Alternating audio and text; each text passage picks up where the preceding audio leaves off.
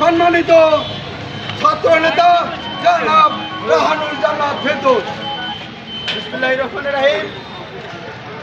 সংগ্রামী ইটাখলাবাসী, আপনারা জানেন আজকে থেকে প্রায় বেশ কিছুদিন আগে নীলফামারী জেলা বিএনপির অভিভাবক দেশনেত্রী বেগম খালেদা জিয়ার ভাগ্নে বাংলাদেশের অনিবার্য নেতৃত্ব জনাব তারেক রহমানের একমাত্র খালাতো ভাই তোমার ডিমলার সাবেক সংসদ সদস্য জননেতা ইঞ্জিনিয়ার শহরুল ইসলাম চৌধুরী তুহিন ভাই বাংলাদেশের মাটিতে এসেছেন।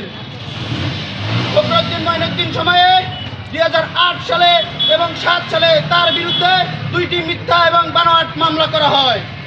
তিনি আইনের প্রতি শ্রদ্ধাশীল, আইনের প্রতি শ্রদ্ধা রেখে আজকে তিনি আদালতে আত্মসমর্পণ করেছেন, কিন্তু আদালত তাকে জামিন না দিয়ে কারাগারে প্রেরণ করেছে।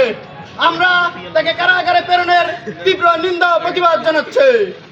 সংগ্রামী নেতৃবৃন্দ, আমরা বলতে চাই, আমরা দেখতে পাচ্ছি যে সকল লোক চলমান বৈষম্য বিরোধী ছাত্র আন্দোলন সহ বিগত 15, 16, 17 বছরে আমাদের উপরে হামলা করেছে, আমাদের উপরে নির্যাতন করেছে, মানুষকে মিথ্যে মামলা দিয়েছে, তারা আজকে দিবালোকে ঘুরে বেড়াচ্ছে।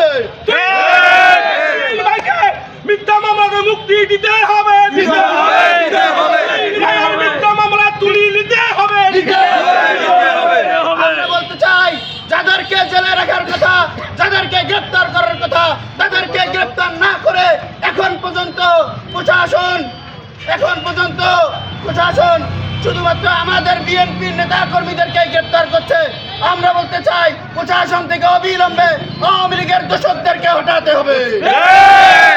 সংগ্রামী নেতৃবৃন্দ, বক্তব্য দীর্ঘায়িত করব না, শুধু একটা কথাই বলবো, যদি তুহিন ভাইকে অবিলম্বে মুক্তি দেওয়া না হয় এবং তার সকল মিথ্যা মামলা থেকে যদি বেকসুর খালাস দেওয়া না হয়, আমরা নীলফামারীর মানুষ চরম থেকে চরম আন্দোলন গড়ে তুলব। আমরা সংগ্রামী নেতৃবৃন্দ, আমাদের পিছনে ফিরে যাওয়ার আর সময় নাই। তুহিন ভাইকে মুক্তি না করা পর্যন্ত আমাদের এই আন্দোলন সংগ্রাম চলমান থাকবে। পরবর্তী যে কোনো আন্দোলন সংগ্রামে ঐক্যবদ্ধ আহ্বান জানিয়ে আমি আমার সংক্ষিপ্ত বক্তব্য এখানে শেষ করছি। ধন্যবাদ সকলকে। তুহিন ভাই মুক্তি হোক এই কামনাই করি। ধন্যবাদ সকলকে।